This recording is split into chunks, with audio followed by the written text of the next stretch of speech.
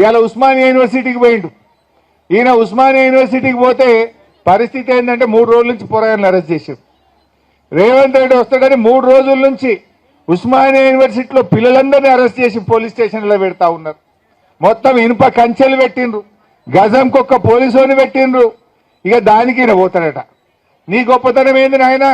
గజంకో పోలీసుని పెట్టి ఇనుప కంచెలు పెట్టి పిల్లల్ని అరెస్ట్ చేసి నువ్వేదో యూనివర్సిటీకి పోయి ఉద్ధరిస్తా అని మాట్లాడుతున్నావు. అది కూడా దేనికోసం పోతున్నావు? వెనకట మా సబితక్క పోయి కొబ్బరికాయ కొడితే ఆ బిల్డింగ్ తయారైతే దాన్ని రిబ్బన్ కత్తిరీనికి పోతున్నావు. నువ్వు కొత్తగా ఇచ్చింది లేదు, కొత్తగా కట్టింది లేదు, కొత్తగా మంజూరు చేసింది లేదు. ఆనాడు సబితక్క పైసలు శాంక్షన్ చేసి పోయి కొబ్బరికాయ కొడితే బిల్డింగ్ తయారైతే దాన్ని రిబ్బన్ కత్తిరీనికి పోయిండు రేవంత్ రెడ్డి. ఇక నేనేందో ఉస్మానియాకు ఏమో చేసింది అంట. నువ్వు చేసింది ఏమున్నది? బీఆర్ఎస్ కట్టిన దానికి రిబ్బన్ కత్తిరించుడు కట్టెల జేబులో పెట్టుకొని తిరుగుతున్నావు. నువ్వు అంతకు మించి ఏమన్నా ఉన్నదా? 7 హైదరాబాద్ ఫ్లైఓవర్లన్నీ కేసీఆర్ కట్టి దానికి పోతాడు రిబ్బన్ కత్తిరిస్తాడు. ఏడవైనా మన బీఆర్ఎస్ హయాంలో చేసినవి తప్ప కొత్తగా ఒక బిల్డింగ్ కట్టింది లేదు, ఓ దవాఖానా కట్టింది లేదు, ఓ బ్రిడ్జి కట్టింది లేదు, ఓ బిల్డింగ్ కట్టింది లేదు. ఇది అందరికి కూడా అర్థమైతేనే ఉన్నది. ఏం చెప్పినావు నువ్వు పిల్లలకు? నిరుద్యోగ యువతకు ఒక్కటే ఏడాది 2 లక్షల ఉద్యోగాలు ఇస్తా అన్నావు. ఇచ్చినవా? 2 లక్షలు కాదు కదా, 10,000 కూడా ఇయ్యలే. కేసీఆర్ పరీక్ష పెట్టి కేసీఆర్ ఫలితాలు ఇస్తే దానికి కాయిదాలు వంచి అది లెక్క చెప్పుకుంటుండు. అవి కలిపినా రాలే. పెద్ద పెద్ద యాడ్లు ఇచ్చినావు. 2 లక్షల ఉద్యోగాలు ఇచ్చి తీరుతా అన్నావు. ముక్కు నేలకు రాసి చెంపలేసుకో. ఫస్ట్ 2 లక్షల ఉద్యోగాలను మోసం చేస్తేవి. జాబ్ క్యాలెండర్ అంటివి, అది జాబ్లెస్ క్యాలెండర్ అయిపోయాయి. నిరుద్యోగ భృతి బోగస్ అయిపోయింది. పిల్లలకు ఇచ్చిన ఒక్క మాట నిలబెట్టుకున్నావా? ఫీజు రియంబర్స్మెంట్ పిల్లలకు స్కాలర్షిప్ డబ్బులు రాక 2 ఏళ్ళు అయిపోయాయి, రూపాయి కూడా వస్తలేదు. స్కాలర్షిప్ ఇయ్యవు. మా చెల్లె స్కూటీ యాడ్ చేస్తుంది.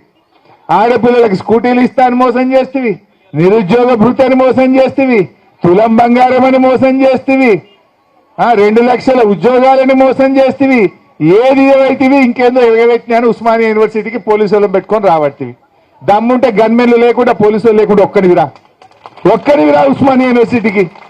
వెనకట నాకు బాగా గుర్తు, అప్పుడు తెలంగాణ ఉద్యమం బాగా నడుస్తుండే 2012లో. వీళ్ళంతా తెలుగుదేశం పార్టీలు ఉండరు. ఈయన ఇంకా కొంతమంది ఉస్మానియా యూనివర్సిటీకి వచ్చారు. ఈయన కూడా వచ్చిండు అలా. వీళ్ళందరూ ఉస్మానియా యూనివర్సిటీకి వస్తే పిల్లలు మయ్యర అందుకున్నారు. సందులో వాడు ఉరికిండి రేవంత్ రెడ్డి. అప్పుడు సందులో వాడు ఉరికినోడు తెలంగాణ ఉద్యమంలో. ఇవాళ నేనేందో వచ్చినా అని మాట్లాడుతుండు. ఇవాళ ప్రజలకు అన్ని తెలుసు. ఇప్పటికైనా ఉస్మానియా యూనివర్సిటీలో బేషరతుగా మీకు ఇచ్చిన హామీలు అమలు చేయనందుకు క్షమాపణ చెప్తున్నా అని చెంపలేసుకో. ఎప్పట్లోగా చేస్తావో చెప్పు. నువ్వు ఏం చెప్పినావు? నీకు వాళ్ళకి తెలియదా? నీకు నెలకు 4,000 నిరుద్యోగ భృతి అన్నావు. మొదటి ఏడాది 2 లక్షల ఉద్యోగాలు అన్నావు. ఆడపిల్లలకు స్కూటీలు ఇస్తా అన్నావు. జిల్లాకు ఒక యూనివర్సిటీ పెట్టా అన్నావు. ఫీజు రియంబర్స్మెంట్ మొత్తం బకాయిలు క్లియర్ చేస్తా, ఎప్పటికప్పుడు ఇస్తా అన్నావు. ఏదైనా ఒక్కటన్నా చేసిన వాళ్ళ ఒకటి. ఇప్పుడు 4 చెప్తే 3 చేసిన బిడ్డ, ఒక్కటి చేయలేదంటే అర్థం చేసుకోవచ్చు. 4 చేయకపోతే నువ్వు ఒక్కటి కూడా చేయకపోతేవి.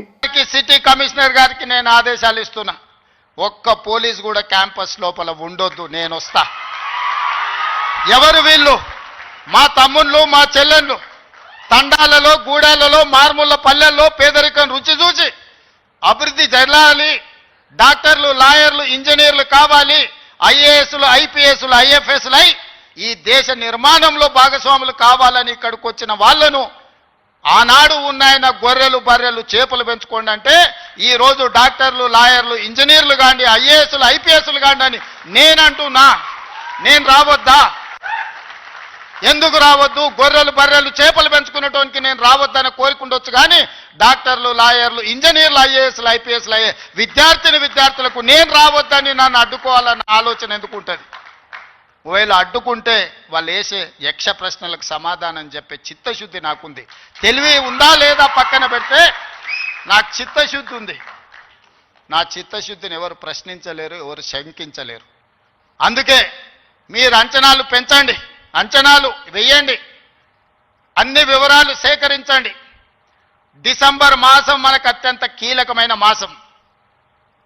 Miracle month is December. క్రిస్మస్ని మిరకల్ మంత్ అంటారు, అద్భుతాలు జరిగే నెల అంటారు. డిసెంబర్ 9, 2009కి చరిత్ర పుటలలో ఒక గొప్ప పేజీ ఉన్నది.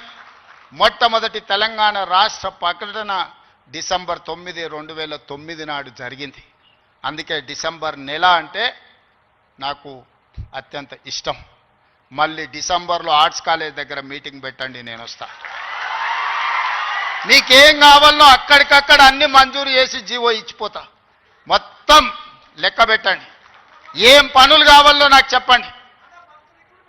అన్ని రిక్రూట్మెంట్స్తో సహా మీరు ప్రణాళికలు చేసుకోవాల్సింది. నేను మంజూరు చేసేదే నా బాధ్యత. పబ్లిక్ సర్వీస్ కమిషను ఆనాడు గ్రూప్ 1 పరీక్షా పత్రాలు జిరాక్స్ సెంటర్లలో పల్లి బఠానీల కింద అమ్ముకుంటే పబ్లిక్ సర్వీస్ కమిషన్ని ప్రక్షాళన చేసి కొత్తగా నియమించి పరీక్షలు నిర్వహించి దాదాపుగా 85% ఎస్సీ, ఎస్టీ, బీసీ మైనారిటీలు ఈరోజు సెలెక్ట్ అయ్యే పరిస్థితి ఉంటే కొంతమంది అడ్డుకోవాలని కోర్టుకెళ్ళి స్టే తీసుకొచ్చి సంవత్సరాల కొద్దీ 2011లో పబ్లిక్ సర్వీస్ కమిషన్ గ్రూప్ 1 పరీక్షలు జరిగితే 2025 వరకు మళ్ళీ పరీక్షలు జరగలేదు. 14-15 ఏళ్ల తర్వాత నేను పరీక్షలు నిర్వహిస్తే ఫలితాలను ప్రకటించకుండా అడ్డుకుంటారు. విద్యార్థులారా మీరు ఆలోచన చేయండి.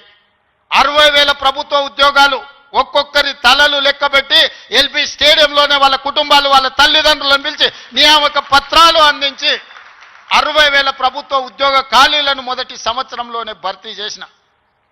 విద్యను పెంచాలి, విద్యను పంచాలి అని 11,000 మంది టీచర్లను 55 రోజుల్లో నోటిఫికేషన్ వేయడమే కాదు, రిక్రూట్ చేసి నియామక పత్రాలు అందించిన తెలంగాణ రాష్ట్రంలో.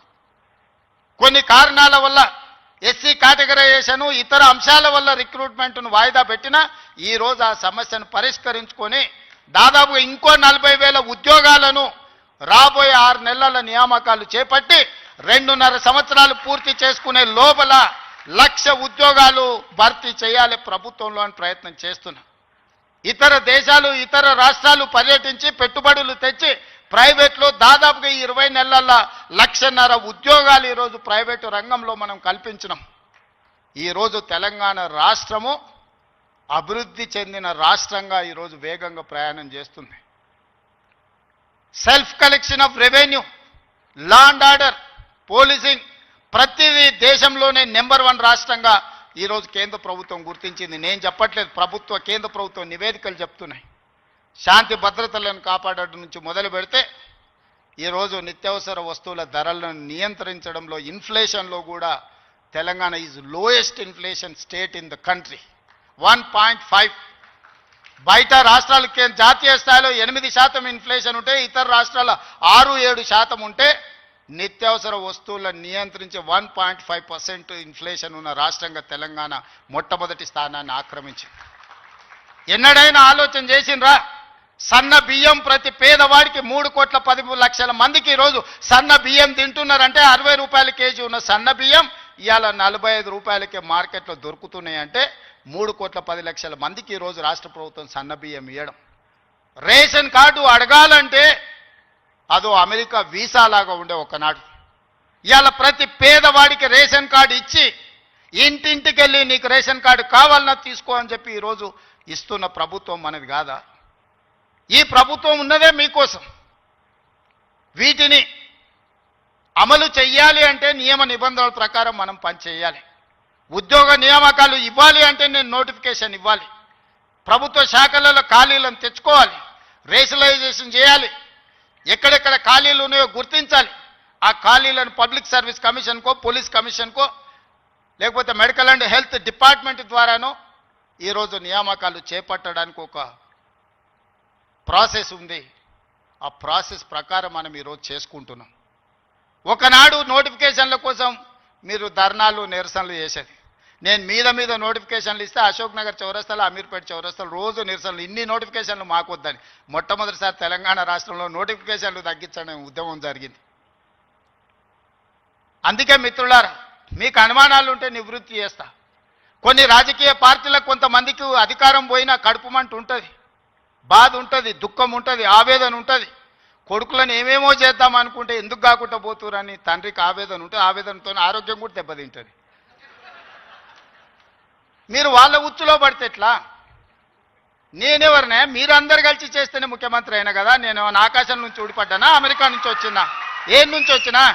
నల్లమల్ల అడవుల నుంచి, కొండారెడ్డిపల్లి నుంచి వచ్చిన ప్రొఫెసర్ కాసింది మాది పక్క ఊరే.